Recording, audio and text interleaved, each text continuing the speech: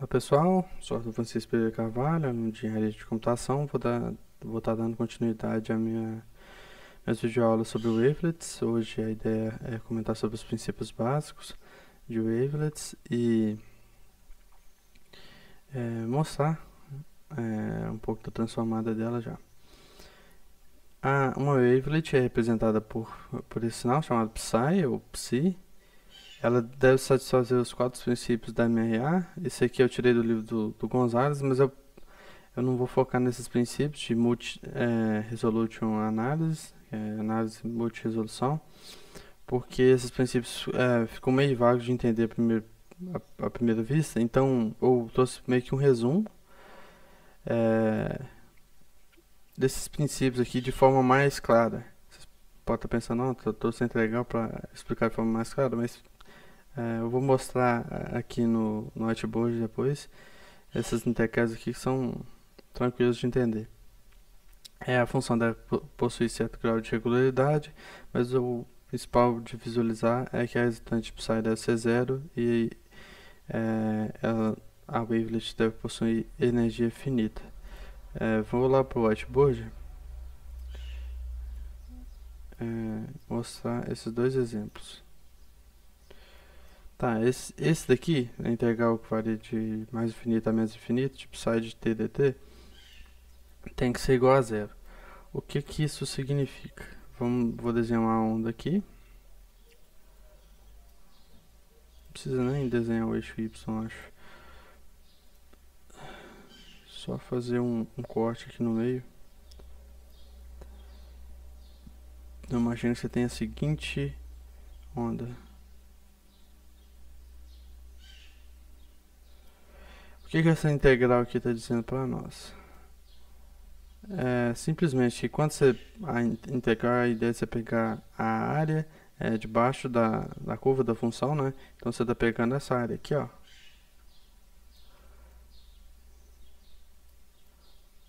Essa área debaixo da curva aqui. E o que é a ideia dela ser de mais infinito a menos infinito ser igual a zero? Quando você somar essas áreas aqui, essa parte de baixo é negativa, a parte de cima é positiva, né? Do eixo x. Então, quando você somar essas duas, a ideia tem que ser zero. Entra naquele conceito que eu falei, que ela tem que ter zero de significado. Ela não vai representar um número que a integral dela de mais infinito até menos infinito tem que ser zero. É um conceito, quando você olha no sinal assim, eu acho que fica bem claro o que ele quer representar para nós.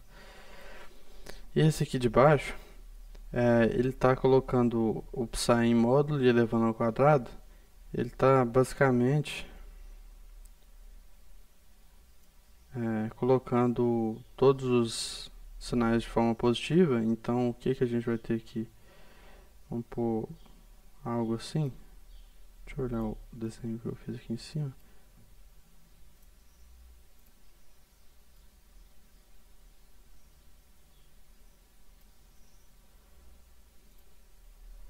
Talvez ter algo assim, talvez.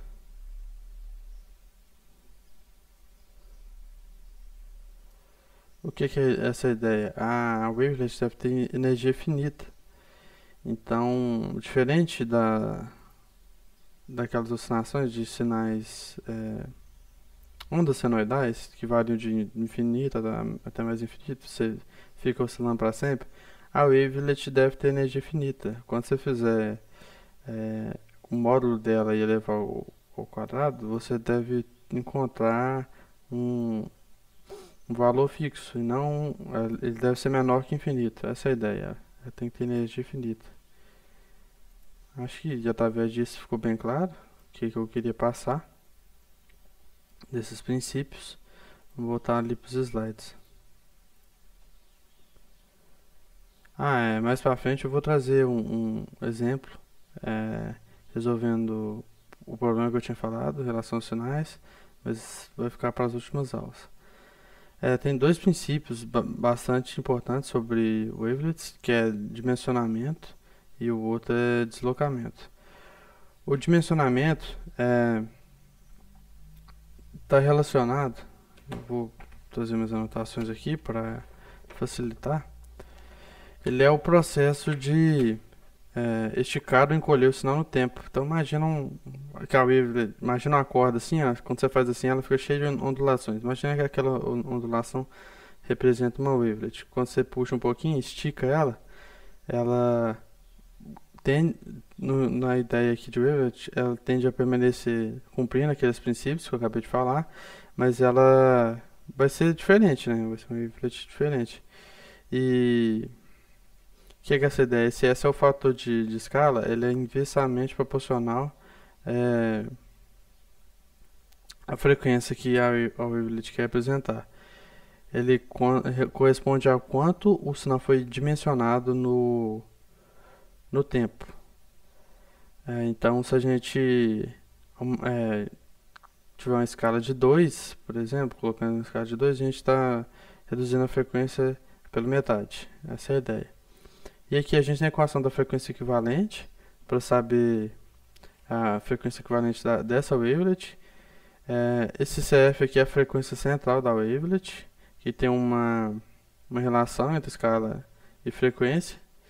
E essa relação é representada por essa frequência central da wavelet, que é a do centro aqui. Tá? Nessa imagem aqui dá pra ver uma comparação de uma wavelet com uma onda senoidal da mesma frequência. Esse S aqui é o fator de escala, o mesmo esse aqui de cima. Esse F aqui eu falei já, frequência equivalente. E esse delta T aqui é o intervalo de amostragem que eu estou utilizando. Tem um princípio de deslocamento, que é o processo de mover a wavelet ao longo do sinal a ser analisado. Então a gente tem esse T aqui, que a ideia é apresentar o tempo total, e o K é o quanto a wavelet foi deslocada. Então, essa ideia aí de deslocamento é mover a wavelet ao longo do sinal.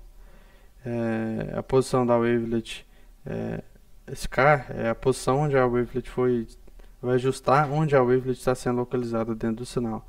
Eu esqueci de falar um ponto importante sobre o dimensionamento, que wavelets esticadas ajudam a captar variações pequenas de um sinal, enquanto wavelets mais compressas ajudam mais na captura de mudanças repentinas, mudanças abruptas.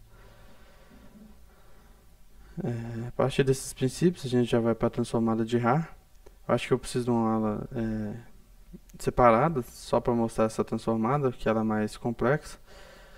Eu vejo vocês nas próximas aulas e obrigado pela atenção aí.